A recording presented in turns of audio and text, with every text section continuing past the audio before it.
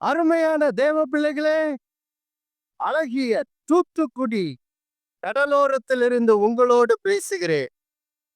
தேவ பிள்ளைகளே, லூக்கா 5ஆம் அதிகாரத்தில் இப்படிதான் இயேசு கிறிஸ்து 2000 ஆண்டுகளுக்கு முன்பாக கலிலேய கடலோரத்தில் இருந்து கொண்டு சீமோன் பேதுருவினுடைய படகில் உட்கார்ந்து தேவ வசனத்தை போதித்தார்.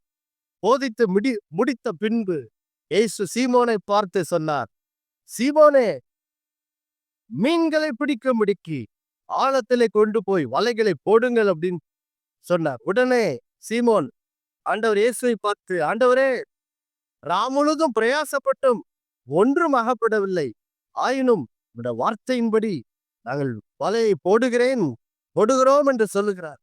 போய் தேவனுடைய வார்த்தையின்படி வலையை போட்டவுடன் அவர்கள் மிகுதியான மீன்களை பிடித்தார்கள். வலைகளை கிழியத்தக்கதாக பிடித்தார்கள்.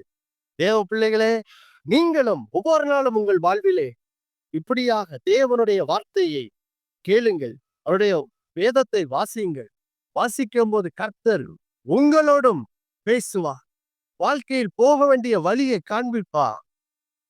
நீங்கள் கர்த்தர் உங்களுக்கு கொடுக்கிற ஆலோசனையின்படி, கர்த்தருடைய வார்த்தையின்படி நீங்கள் நடக்கும்போது உங்கள் வாழ்க்கை என்னும் படகும் தேவனுடைய சம்பூர்ண நன்மையினால் நிரம்பும்.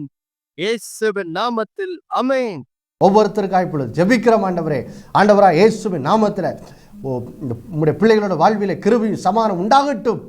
இந்த நாளிலே ஆண்டவரை யாரெல்லாம் இந்த புதிய வருடத்துக்குள் ஆண்டவர் பிரவேசித்திருக்கிறவர்கள், யாரெல்லாம் தங்களோட உள்ளத்தில் வெட்க உணர்வினால், பயத்தினால், ஆண்டவரை குற்ற உணர்வினால் நிறைந்து, ஐயோ நான் ஏன் இந்த புது வருஷத்துக்குள் வந்தேன், அல்லது இந்த புது வருஷம் எனக்கு எப்படி இருக்க போகுது என்று சொல்லி பயத்தினால், நொறுங்குண்ட இருதயத்தினால், காயம்பட்ட இருதயத்தினால் யார் நிரம்பி இருக்கிறார்களோ, இந்த நேரத்தில் நீர் பேசின இந்த பாவ மன்னிப்பு நிச்சயத்தின் வார்த்தையினாலே உம்முடைய பிள்ளைகளுக்கு விடுதலை உண்டாவதாக.